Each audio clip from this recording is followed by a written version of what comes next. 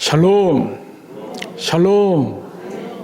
오늘 주일에 특별히 예배 가운데 이렇게 만나 뵙게 돼서 진심으로 반갑고 또 반갑고 감사합니다. 코로나를 비롯해서 여러 가지 위기 가운데 있고 또 시련과 역경 가운데 있을지라도 우리가 지금 어디 나와 있습니까? 하나님 앞에 나와 있습니다. 어디에 있습니까? 하나님의 임재 가운데 있습니다. 우리 앞에 하나님이 계시고 우리가 하나님 안에 있는데 무슨 세상 일들로 염려하고 근심하겠습니까? 무슨 세상 일들로 두려워하겠습니까?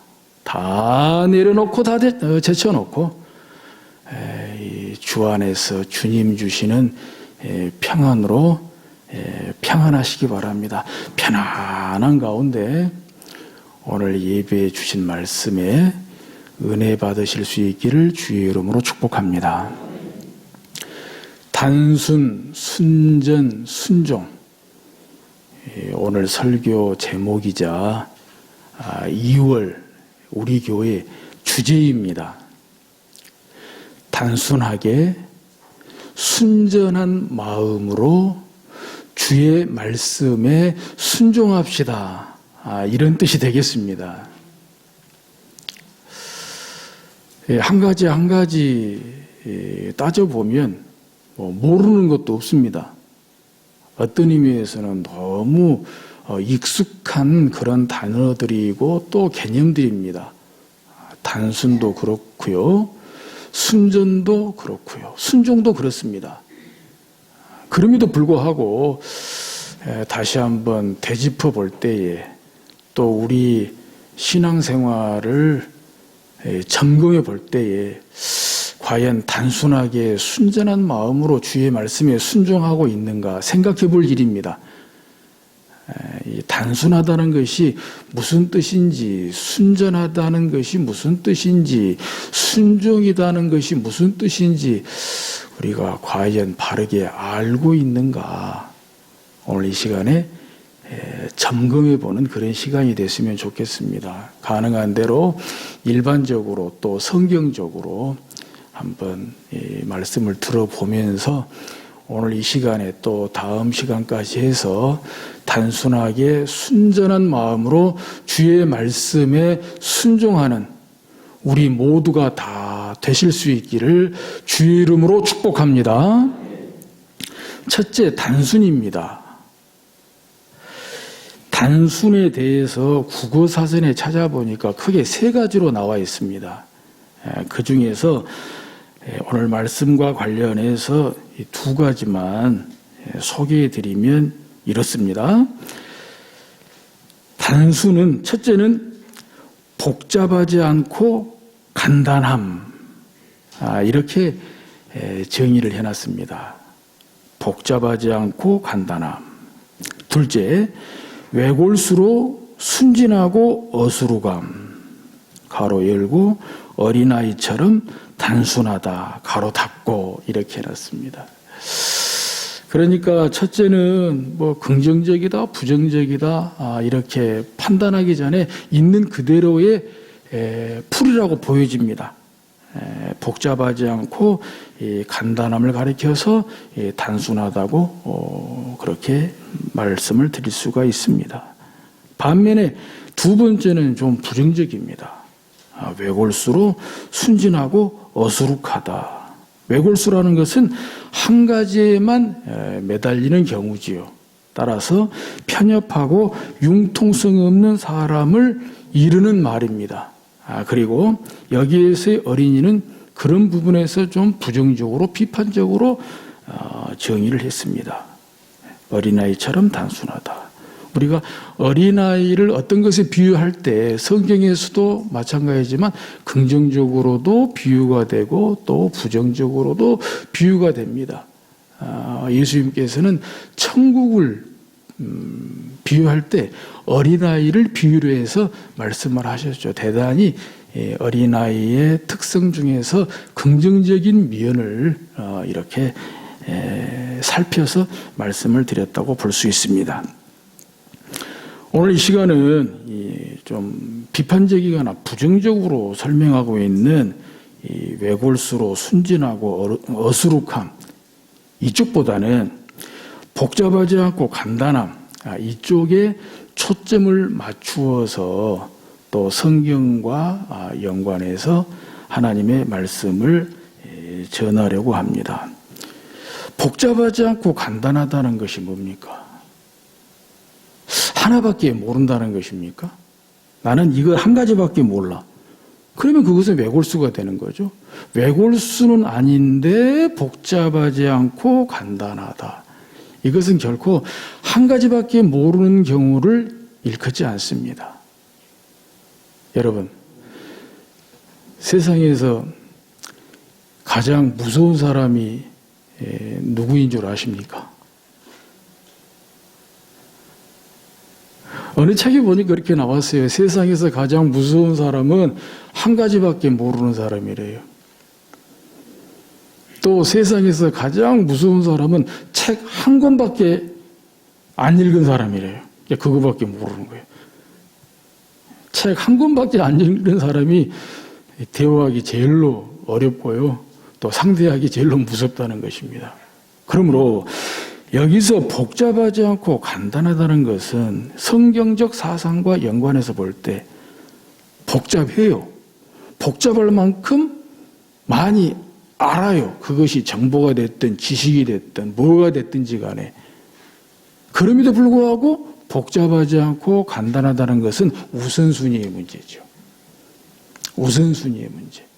그 가운데에서 어느 것이 가장 중요한 것이냐, 어느 것을 먼저 해야 되느냐, 아무리 바쁘더라도 또 어떤 형편과 사정이 있더라도 변명의 여지 없이 핑계 댈 것 없이 이것만큼은 꼭 해야 돼. 이것만큼은 꼭 해야 돼. 그런 경우에 복잡하지 않고 간단하다. 이 간단하다는 것을, 단순하다는 것을 그렇게 정리해 볼 수가 있습니다. 여기에 대한 대표적인 성구, 하나님의 말씀이 있다면 바로 우리 교회 올해 표이자 성구입니다. 앞에 보시는 대로 우리 교회 올해 성구가 시편 27편 4절입니다. 시편 27편 4절 가운데에서 내가 여호와께 바라는 한 가지, 다윗의 소원이지요. 다윗의 소원이 뭐였냐라고 말할 때 내가 여호와께 바라는 한 가지 일, 그것을 구하리니 곧 내가 내 평생에 여호와의 집에 살면서 여호와의 아름다움을 바라보며 그의 성전에서 사모하는 그것이라. 내 평생에 여호와의 집에 사는 것이다. 성전에 사는 것이다. 라고 할 때 다윗이 성전밖에 몰랐냐 이거예요. 아니지요. 성전밖에 갈 데가 없었냐? 아니지요. 평생에 다윗만큼 바쁜 사람이 없었습니다. 평생에 다윗만큼 지치고 고단한 인생도 또한 없었습니다. 어린 시절부터 다윗은 아버지의 양들을 지키느라고 밤낮으로 들녘에서 일했습니다. 단순히 일만 한 것이 아니라 때에 따라서는 아버지의 양들을 지키느라고 곰과 사자를 맞서서 싸우기도 했습니다. 또 10대 청소년 때에 사울 왕과 그의 군대들도 두려워하고 엄두도 못 내는 블레셋 장수 골리앗을 상대로 싸웠습니다. 왕이 돼서도 편안하지만은 않았습니다. 뒤에 보면 아들 압살롬의 반란도 겪어야 했습니다. 정말 온 세상을 누빈 사람입니다. 전쟁터를 누빈 사람입니다. 쫓겨다닌 세월이 한두 해가 아니라 10년이 넘은 세월을 그렇게 살았습니다. 그럼에도 불구하고 그는 어디에 있든지 무엇을 하든지 누구를 만나든지 오직 그의 마음의 중심은 성전에 있었어요. 하나님이 계신 곳, 하나님의 언약궤가 있는 곳. 그래서 그는 그토록 성전을 건축하고 싶었지요. 물론 다윗에게는 허락되지 않았지만 다윗의 뒤를 이을 솔로몬에게 허락이 되고 우리 하나님께서 약속하시고 축복하셨죠. 그보다 더 큰 약속, 더 큰 축복이 어디 있겠습니까? 그만큼 다윗은 그 마음의 중심이 하나님이었다는 거예요. 하나님의 말씀, 하나님의 언약궤, 하나님의 성전.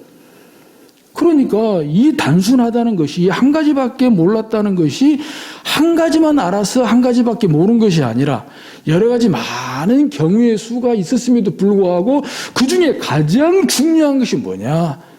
가장 첫째 되는 것이 뭐냐? 라고 할 때 그것이 하나님의 집이었다고 하는 것입니다. 그런 면에서 다윗의 신앙은 참으로 단순한 신앙이었다는 거지요. 아멘. 둘째는 순전입니다. 단순하게 순전한 마음으로 주의 말씀에 순종하자 이랬지요. 그러므로 이 순전은 마음의 상태를 말하고 있는 것입니다.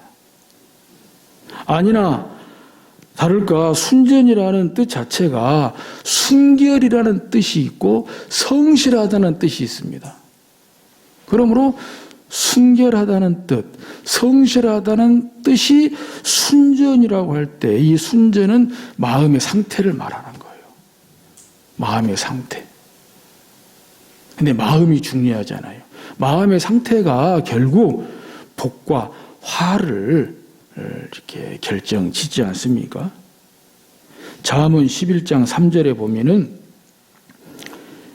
이 순전을 성실로 이렇게 번역을 했는데 같은 말씀이고 같은 뜻입니다.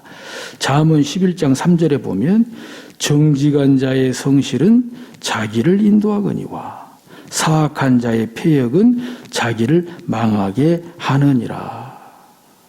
정직한 자의 순전은, 정직한 자의 순결은 이렇게 말씀을 드려도 똑같지요.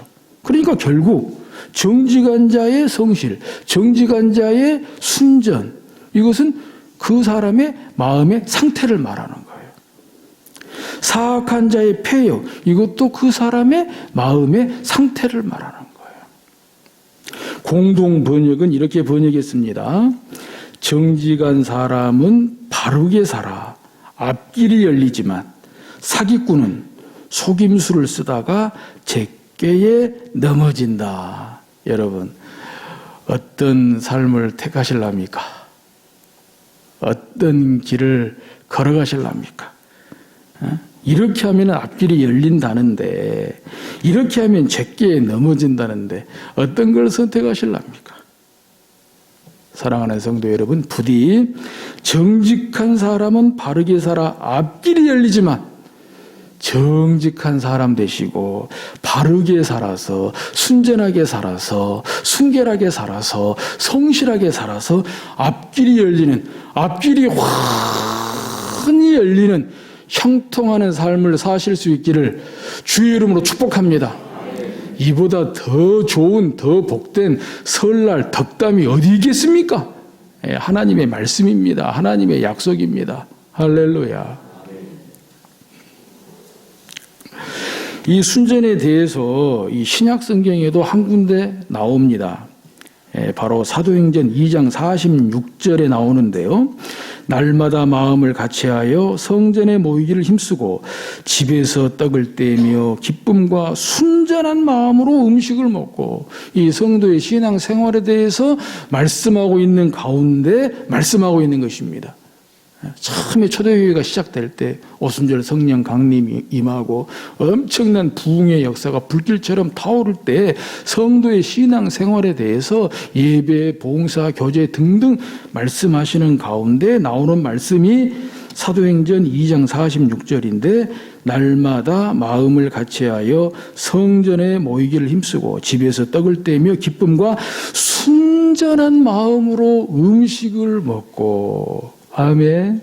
저희들 순전한 마음으로 음식을 먹고 이 코로나 때문에 예배 시간에 성찬식 못하는 아쉬움과 안타까움이 실로 큽니다마는 성찬도 순전한 마음으로 받고 그런 순결한 교회, 순전한 교회 되실 수 있기를 주의 이름으로 축복합니다. 이제 순종입니다. 순종. 옛날에는 교회에서 순종은 막 그냥 통하는 그런 말씀이었는데 이제 시대가 이제 변하고 바뀌어 갈수록 이 순종이라는 말을 쓰기도 어렵고 부담스럽고 또 순종이라는 말을 쓰면은 은혜를 못 받는다 그래요. 요즘 세상에 무슨 순종이냐. 내가 하고 싶어서 해야지. 그러다 보니까 교회 안에서도 순종이라는 말보다는 참여, 동참, 이렇게 쓰기도 합니다. 참여 좋습니다. 동참 좋습니다. 그런데 이 순종이라는 말은 성경에 나오는 말이고, 예나 지금이나 하나님께서 우리에게 하시는 말씀이고 명령입니다. 그런 의미에서 이 순종하라. 이 순종이라는 말씀은 만고불변의 진리입니다. 왜냐하면 만고불변의 진리가 아니면 그건 진리가 아니지 않습니까? 진리는 예나 지금이나 진리가 돼야 진리입니다. 옛날에는 진리였는데 지금은 진리가 아니다. 그건 진리가 아닙니다. 근데 우리 주 예수 그리스도 만고불변의 진리입니다. 하나님의 말씀 만고불변의 진리입니다. 진리이신 하나님의 말씀이 예나 지금이나 순종에 대해서 말씀하고 있습니다. 그래서 우리는 순종을 말해야 됩니다. 순종을 말해야 됩니다. 또 순종해야 됩니다. 다만 순종을 바르게 알자는 것이죠. 많이들 바르게 잘 아실 것이라고 믿어 기대하고 있습니다마는 시대가 그렇다 보니까 순종이라는 말 자체가 부담스럽고 거북스럽다 이거죠. 그런데 정말 성경에서 말씀하고 있는 순종이 뭐냐? 무슨 뜻이냐? 성경에서는 순종을 무엇이라고 말씀하고 있냐? 제대로 알기만 한다면 순종 못해서 안 다릴 거예요. 순종하고 싶어서 안 다릴 겁니다. 아멘? 이것이 순종이었어?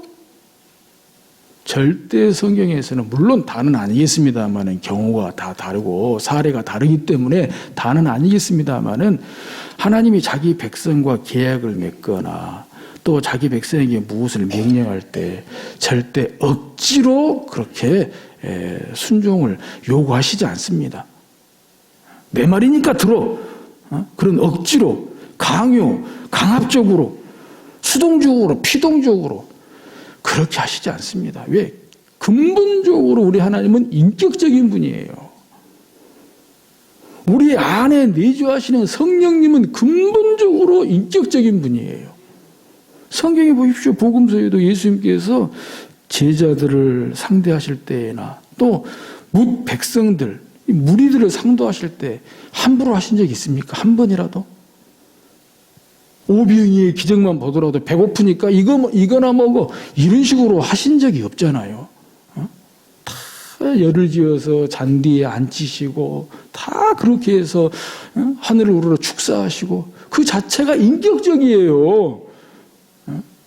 배고픈 백성들이라고 거지 취급하듯이 그렇게 안 했어요. 정말 손님 대접하듯이 한 상 차려서 정말 이렇게 대접해 주시는, 병자들을 고쳐도 민망히 여기시고 불쌍해서 어쩔 줄은 모르고. 오늘 매일성경 큐티 본문 가운데에서도 그렇게 수만 명이 모여서 발에 밟힐 만큼 그런 경황 없는 가운데에도 제자들을 가리켜서 친구다 그랬어요. 친구. 제자들을 가리켜서 친구다고 말씀하시면서 몇 가지 주의와 당부와 경고의 말씀을 주셨거든요. 친구보다 더 가깝고 친밀하고 그런 사랑과 애정이 듬뿍 담긴 그런 말이 또 어디가 있습니까? 친구라고 하는 뜻 속에는 동반자라는 뜻이 있거든요. 주님과 함께하는 동반자. 무슨 서열이 아니라 상하 관계가 아니라 너희들은 내 친구다.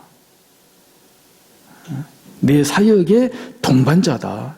이렇게 말씀하는 거죠. 그렇게 볼 때 뭐 하나님께서 정말 순종을 명령하시고 순종을 강조하시지만 그렇다고 순종을 막 강요하고 억압하듯이 그래서 마지못해 부담스럽게 그런 뜻의 순종이 아니라는 것입니다. 그래서 근본적으로 성경에서 말씀하고 있는 순종의 뜻은 듣다는 뜻입니다. 듣다는 뜻이에요. 이 자체가 우리에게 자발적인 순종을 요청한다는 거예요. 소위 덮어놓고 해, 입 닥치고 해, 이거 아니라는 거죠. 순종은 듣다는 뜻이에요. 듣다. 그래서 듣는 것부터 해야 돼요. 듣는 것부터. 듣는 것부터. 하나님의 말씀을 듣는 것부터 해야 돼요. 이것이 순종이자 순종의 시작입니다. 뿐만 아니라 순종은 듣고 지키는 거예요. 들었으면 지켜라는 거예요. 들었으면 행해라는 거죠. 들었으면 들은 대로 살기로 힘쓰라는 거예요. 이것이 순종입니다. 지금까지도 잘 아셨겠습니다만 오늘 좀 더 정리가 되셨는지요? 순종은 정말 우리가 지키고 그리고 보존하고 그리고 교회에서 전수되고 계승돼야 될 정말 아름다운 가치 그리고 명백한 진리입니다. 신종 코로나의 위기 가운데에서 우리가 자발적으로 안 모이고 어떻게 이렇게 모이겠습니까? 자발적으로 순종하지 않고 어떻게 모이겠습니까? 이것이 순종입니다. 심지어 히브리서 5장 8절에 보면은 이렇게 말씀하고 있습니다. 히브리서 5장 8절에 그가 아들이시면서도 받으신 고난으로 순종함을 배워서 예수님께서 십자가에 달리시고 죽으신 것을 예수님께서 순종함을 고난으로 순종함을 배웠다 그랬어요. 예수님이 십자가에 달리시는 것은 하나님의 뜻이지요. 구속사적인 하나님의 뜻입니다. 그래서 십자가에 달리셨는데 말씀하시기를 그가 아들이시면서도 받으신 고난으로 순종함을 배웠다 그랬어요. 순종함을 배웠다. 십자가에 달려 죽으시는 고난조차도 순종을 배우는 시간으로 삼았다는 것입니다. 저는 감동이 많이 되던데요. 예수님이 십자가에 달리신 이 십자가의 고난이 순종을 배우시는 시간이었구나. 그렇게 생각하셨구나. 그렇게 받아들이셨구나 하니 진짜 많이 감동이 됐습니다. 우리는 뭐 좀 한두 번 하면 다 했다고 생각하죠. 뭐 한 번 보고도 다 봤다고 생각하고 뭐 한 번 하고도 다 했다고 생각하는데 예수님은 십자가의 이 구속사의 성취 완성을 가지고도 내가 순종함을 배웠다. 정말 지극한 겸손이 아닐 수가 없습니다. 이렇게 볼 때 우리 기독교인의 예수 그리스도의 제자로서 신앙 덕목으로 볼 때 순종보다 아름답고 순종보다 우선적인 것이 또 어디 있는가 생각하게 되는 것입니다.